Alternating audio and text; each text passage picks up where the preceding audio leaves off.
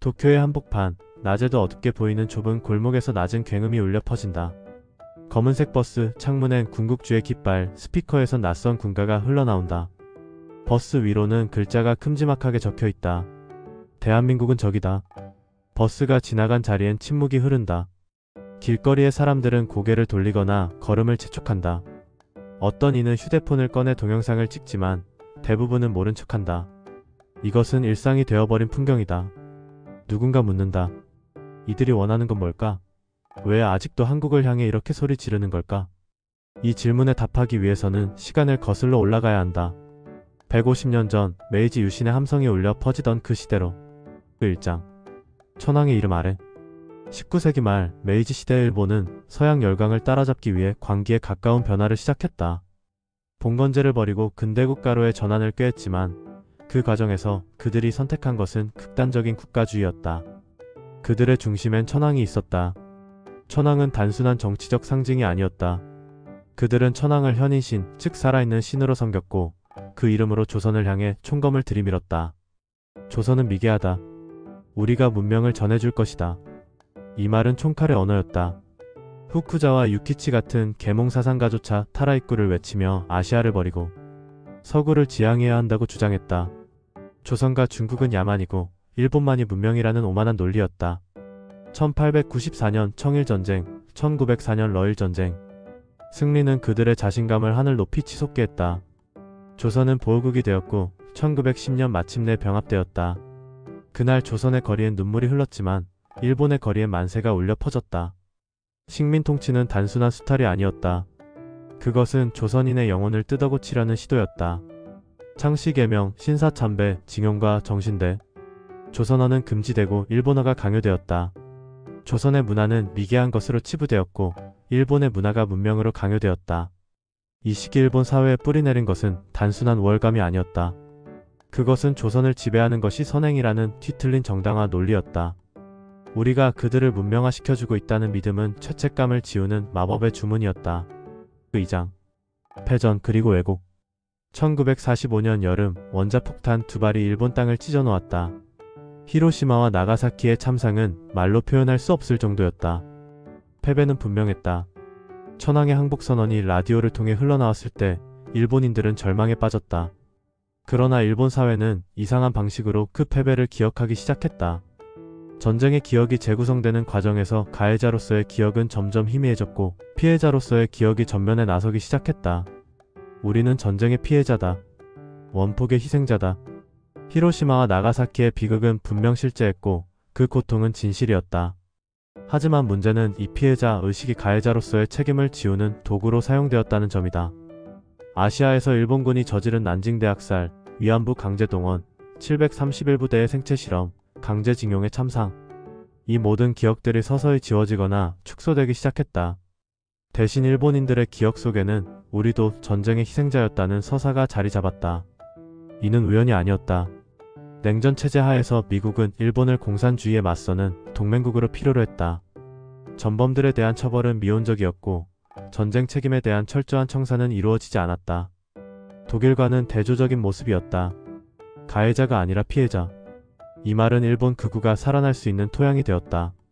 죄책감 없는 과거는 그리운 과거가 되었고 제국의 영광은 되찾아야 할 꿈이 되었다.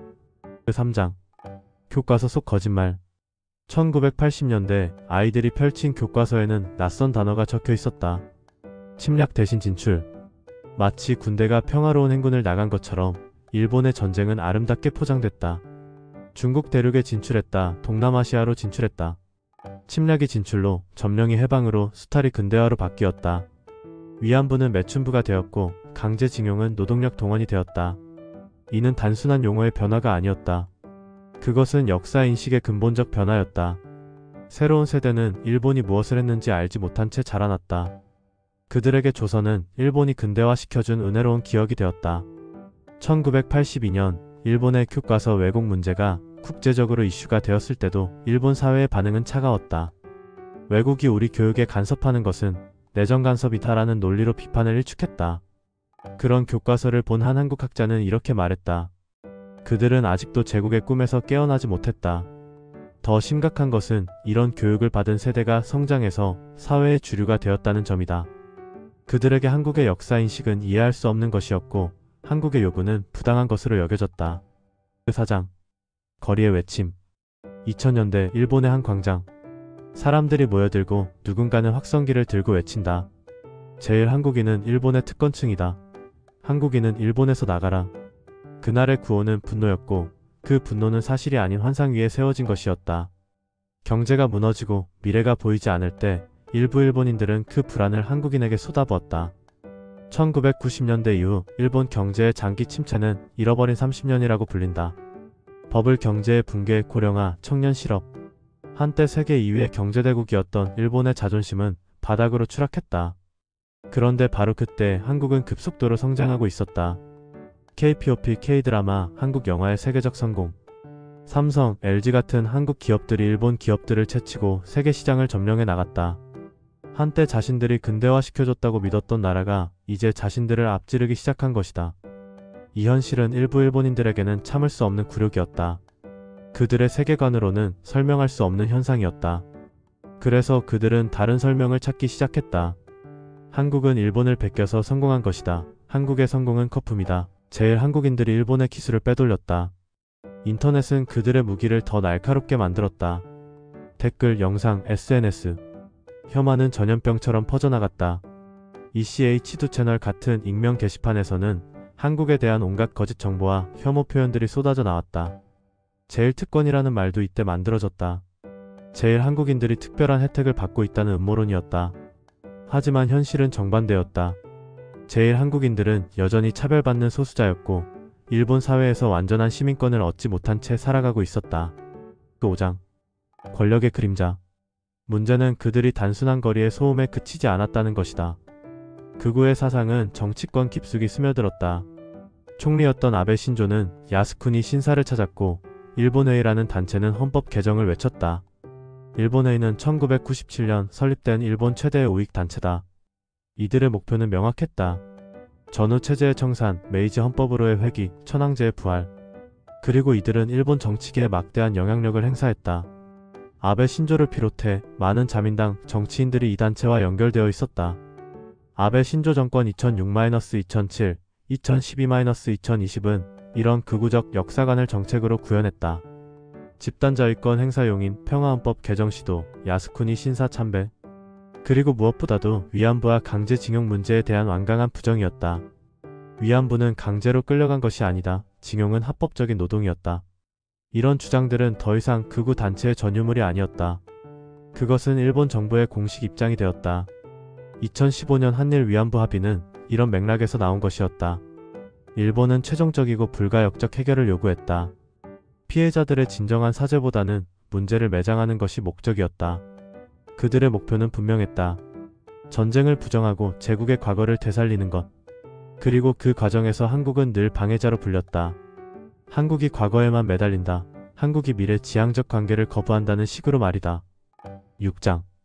혐한의 뿌리. 혐한의 뿌리는 단순히 한국을 싫어한다는 감정이 아니다. 그것은 훨씬 복잡하고 뿌리 깊은 구조적 문제다. 그 뿌리는 세 갈래로 나누어 볼 수 있다. 첫째, 제국주의의 기억이다. 조선을 지배했던 시절 그 오만한 정당화 논리가 아직도 일본 사회 깊숙이 남아있다. 그들에게 조선 지배는 문명화 사업이었고 따라서 사죄할 일이 아니라 감사받을 일이었다. 이런 인식하에서 한국의 역사인식은 배은망덕으로 여겨진다. 둘째, 역사 왜곡이다. 우리는 침략하지 않았다는 집단적 거짓말은 이제 일본 사회의 상식이 되었다. 전후 70여 년간 지속된 역사 교육의 왜곡은 새로운 세대에게 잘못된 역사관을 심어주었다. 그들에게 한국의 주장은 이해할 수 없는 억지로 들린다. 셋째, 현대의 불안이다. 경제 침체, 사회적 불만, 청년들의 절망.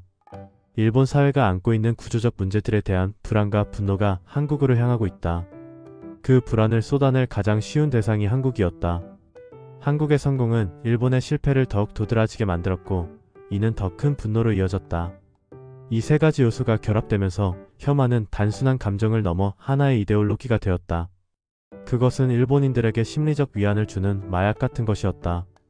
현실의 문제를 직시하는 대신 한국을 비난함으로써 자존감을 회복하려는 시도였다. 해시태그 7장. 진실과 마주하기. 하지만 일본 사회 전체가 이런 극우적 사고에 매몰되어 있는 것은 아니다. 양심적인 지식인들, 시민사회, 젊은 세대 중에는 과거를 직시하고 반성하려는 움직임도 있다. 제일 한국인 작가 김석범은 이렇게 말했다. 일본인들이 진정으로 자유로워지려면 과거와 마주해야 한다. 가해의 기억을 외면하는 한 그들은 영원히 그 과거에 얽매일 수밖에 없다. 일본의 시민단체들은 꾸준히 역사의 진실을 알리고 있다. 위안부 문제를 다룬 여성들의 모임, 강제징용 피해자를 돕는 변호사들, 평화교육을 실천하는 교사들. 이들의 목소리는 작지만 꾸준히 일본 사회를 변화시키고 있다. 또한 젊은 세대는 기성세대와는 다른 모습을 보이고 있다. 한류를 즐기고 한국을 여행하며 한국어를 배우는 일본 젊은이들이 늘고 있다. 이들에게 한국은 더 이상 미개한 나라가 아니라 배울 점이 많은 나라다. 밤이 깊어도 검은 우익버스는 거리를 달린다. 군가는 멈추지 않고 스피커는 한국을 향한 증오를 내뱉는다. 하지만 그 버스를 바라보는 일본인들의 시선은 예전과 다르다. 어떤 이는 고개를 돌리고 어떤 이는 반감을 드러낸다. 변화는 느리지만 분명히 일어나고 있다. 진실은 감출 수 없고 거짓말은 영원할 수 없다. 인터넷 시대의 정보의 차단은 불가능하고 세계화 시대의 고립은 자멸을 의미한다. 그러나 묻고 싶다. 정말로 그들이 두려워하는 것은 한국일까? 아니면 스스로 직시하지 못한 과거일까? 혐한의 뿌리는 증오가 아니다. 그 뿌리는 두려움 그리고 외면이다. 과거를 인정하지 못하는 자들이 만들어낸 그림자일 뿐이다.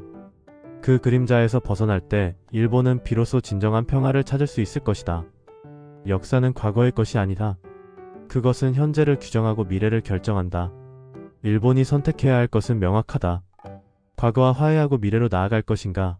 아니면 과거에 얽매인 채 분노와 증오의 악순환을 계속할 것인가? 답은 일본인들 스스로가 찾아야 한다. 그리고 그 답을 찾는 과정에서 한국과 일본, 두 나라 모두 더 성숙한 관계로 나아갈 수 있을 것이다.